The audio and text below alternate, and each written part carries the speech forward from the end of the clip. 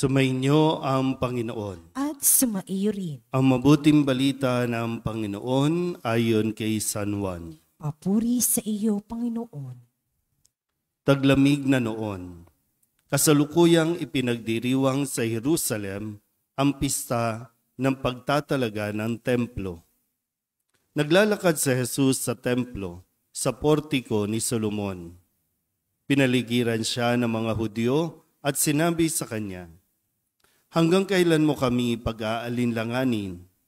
Kung ikaw ang Kristo, sabihin mo na ng tiyakan."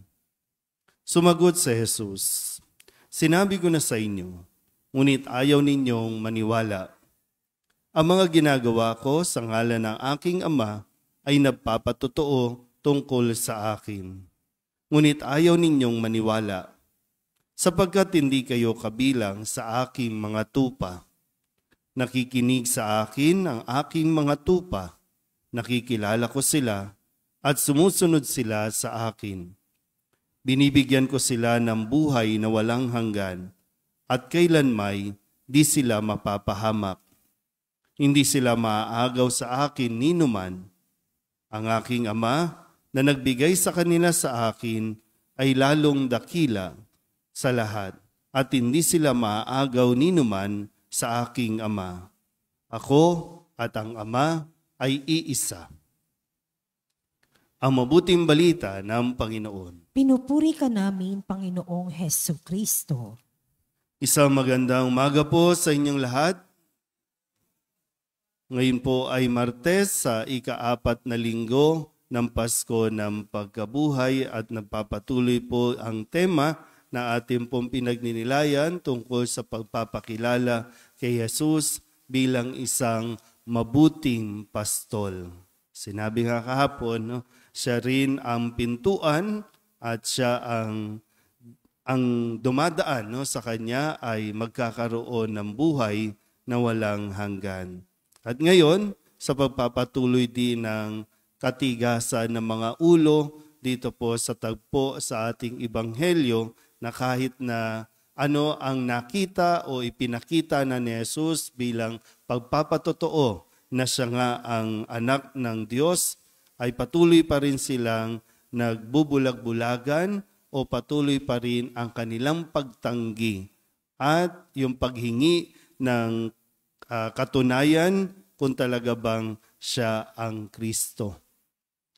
At muli, pinapaliwanag ni Jesus na lahat naman ng katotohanang hinahanap nila, lahat ng mga tanda ay nakita na pero ayaw pa rin talaga nilang kilalanin at tanggapin si Jesus. Pero ito rin naman, no, sabi nga, ang nakikinig sa kanya ay maituturing niyang mga tupa at nakikilala sila o nakikilala nila ang tinig ng kanilang mga pastol. Kaya maganda po talaga yung nag-i-invest, no? Kumbaga dito, yung pag-i-invest natin ng oras, pag-i-invest natin ng pakikipag-usap, no? Lalo na sa mga mag-asawa, sa mga pamilya.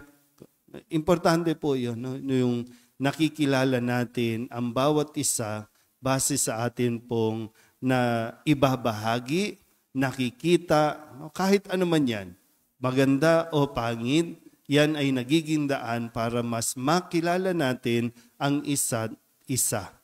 Hindi pwedeng ang makilala lang natin ay mga kagandahan, kabutihan, no, ng isang tao. Mayroon din mga sides natin na makakatulong magpakilala o makakatulong magpalalim ng ating ugnayan. Kadalasan nga lang, kapag mayroon tayong pangit na karanasan o nararanasan sa isang tao, ang tendency natin ay lumayo o itaboy ang taong ito dahil para sa atin ay magdudulot lang ito ng sakit o sama ng loob.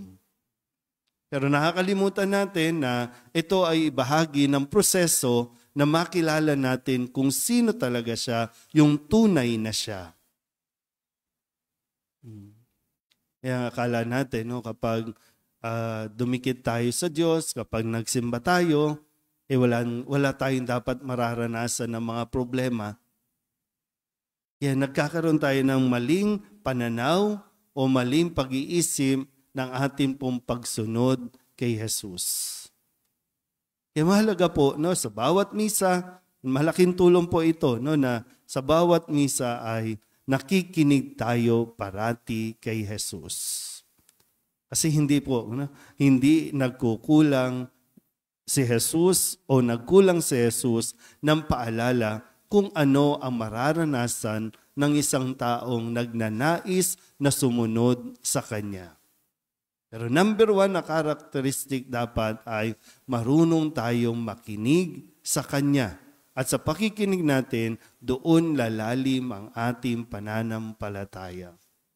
Diba? Ano ba sabi ni Kristo? Sino man ang nagnanais sumunod sa akin, limutin ang kanyang sarili, pasanin ang kanyang krus, sumunod sa akin. So bahagi na meron tayong mararanasan na mga sakit, sama ng loob, paghihirap. So, nagkulang ba sa Jesus? Hindi naman. Yan, lagi tayo, katulad ng mga taong nandito na sinasabing, hanggang kailan mo kami pag-aalinlanganin? Kung ikaw si Kristo, sige, gawin mo, pakita mo sa amin. Pero sarado ang kanilang isipan. Kasi nga, ang para sa kanila, marahil, ang Kristo ay magtatanggol sa kanila. Ang Kristo ay talagang tatapusin ang kanilang mga paghihirap o pagiging alipin ng iba pong mga leader o itong mga Romanong ito. Pero hindi ganon ang gagawin ni Jesus. Kaya nawa, matututo lang tayo kung patuloy tayong makikinig sa Kanya. Kasi kahit po ganyan, pag tinitingnan ko kayo, no? Hindi ko alam kung talagang nakikinig kayo, nakatitig kayo, pero parang hindi ko alam, no? Kung ano bang pumapasok sa ating isipan, nakakatulong ba o lagi ko pong, no, number one, lagi kong chine-check, ano ba, malinaw ba akong magsalita? Ano ba, maayos ba ang aming sound system? Kasi lagi, no, nakatitig, tulala. Tapos pag may problema na, anong gagawin mo? Ano ba sinabi ni Jesus?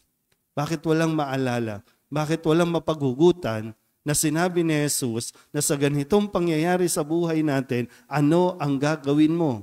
Wala, laging tulala. Para bang present yung katawan mo, pero yung utak mo, absent. Kaya nga, di ba, lagi sa bawat relasyon, mahalaga yung ating commitment na makikinig tayo sa Kanya. Sa pakikinig, doon mo mas makikilala, doon mo mas mauunawaan kung sino siya at kung ano ang ginawa at bakit nagawa. Hindi ito dapat nakatuon sa ating mga sarili, hindi ito dapat nakatuon sa kung ano ang gusto mo, sa kung ano ang kailangan mo. Lagi po, no? Huwag na nating hintayin na mabulag tayo, mabingi tayo. Kasi sa pagpapatuloy din ng mga gawa ng mga apostol, itong si Bernabe, itong si Saulo, nakinig, tinawag ni Jesus, tinawag ng Panginoon sa panibagong misyon doon sa mga hintil para magpahayag. Ipahayag ang kanilang narinig. Hindi man nila nakita mismo si Jesus, nakasama si Jesus mismo, napakinggan nila ito sa pamamagitan ng pagbabahagi ng mga naunang mga alagad sa kanila. Kaya ito rin nawa, sa atin, mahalaga po, pinagkakadiinan ko, makinig ka kay Jesus sa banal na misa. Amen?